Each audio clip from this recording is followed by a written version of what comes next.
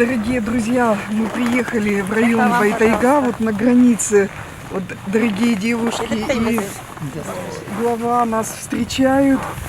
Очень приятно такое тувинское гостеприимство. Спасибо большое. Спасибо. Добро пожаловать, Спасибо большое. Егоровна.